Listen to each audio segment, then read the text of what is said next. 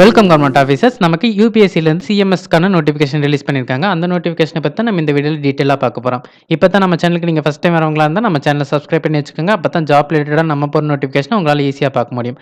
மறக்காமல் இந்த வீடியோக்கு ஒரு லைக் பண்ணுங்கள். அப்போ தான் அடுத்தடுத்த வீடியோ பண்ணுறதுக்கு எனக்கு ஒரு மோட்டிவேஷனாக இருக்கும். யூபிஎஸ்சி சிஎம்எஸ்ங்கிறது கம்பைன்ட் மெடிக்கல் சர்வீஸ் எக்ஸாமினேஷன். இதில் வந்து 827 வேகன்சிக்கு இப்போ நோட்டிஃபிகேஷன் கொடுத்துருக்காங்க.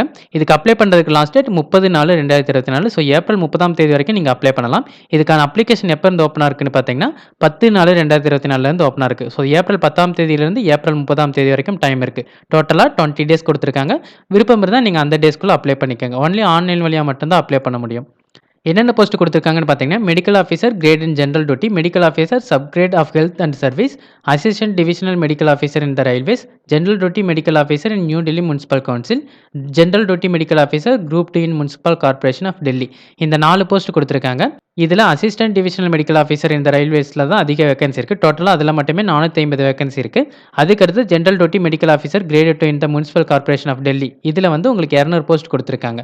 மற்ற 2 போஸ்ட்லையும் இதோட உங்களுக்கு கம்மியாக தான் வேகன்சி இருக்குது. இதுக்கான எஜுகேஷன் குவாலிஃபிகேஷன் நீங்கள் எம்பிபிஎஸ் கட்டாயமாக பாஸ் பண்ணியிருக்கணும். இந்த போஸ்ட்டுக்கு அப்ளை பண்ணுறதுக்கான மேக்ஸிமம் ஏஜ் லிமிட் 32. ஏஜ் ரிலாக்ஸேஷனும் கொடுத்துருக்காங்க. எஸ்சி எஸ்டிக்கு 5 இயர்ஸ், ஓபிசிக்கு 3 இயர்ஸ், பிடபிள்யூ கேண்டிடேட்ஸ் ஜென்ரல் இருந்தால் 10 years, PW candidates SC ST இருந்தால் 15 இயர்ஸ், பிடபிள்யூடி கேண்டிடேட்ஸ் ஓபிசி இருந்தால் 13 இயர்ஸ் கொடுத்துருக்காங்க. இதோட செலெக்ஷன் ப்ராசஸ் 2 ஸ்டேஜ் இருக்குது. ஃபஸ்ட்டு ரிட்டன் எக்ஸாமினேஷன், அடுத்தது இன்டர்வியூ இருக்குது. ஸோ 2 ஸ்டேஜையும் நீங்கள் கிளியர் பண்ணால் தான் உங்களுக்கு போஸ்டிங் கிடைக்கும்.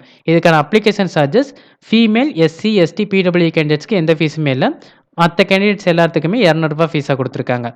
இது நான் ஜஸ்ட் ஓவரலாக தான் சொன்னேன். ஸோ உங்களுக்கு தேவையான டீட்டெயில்ஸ் எல்லாமே இதிலேயே இருக்கும்னு நினைக்கிறேன். இந்த நோட்டிஃபிகேஷன் நான் டிஸ்கிரிப்ஷனில் அட்டாச் பண்ணியிருக்கேன். உங்களுக்கு தேவையான டீட்டெயில் எல்லாமே அங்கே தெளிவாக இருக்கும். அதனால நீங்கள் டிஸ்கிரிப்ஷனில் இருக்கிற நோட்டிஃபிகேஷன் டவுன்லோட் பண்ணி டீட்டெயிலாக பார்த்துக்கங்க. கவர்மெண்ட் ஜாப் தேடிட்டு இருக்கவங்க எல்லாருக்கும் இந்த வீடியோ யூஸ்ஃபுல்லாக இருக்கும்னு நினைக்கிறேன். இந்த வீடியோ பிடிச்சிருந்துச்சுன்னா லைக் பண்ணுங்கள். கவர்மெண்ட் ஜாப் தேடிட்டு இருக்கவங்க ஃப்ரெண்ட்ஸ்க்கும் இந்த வீடியோவை ஷேர் பண்ணுங்கள்.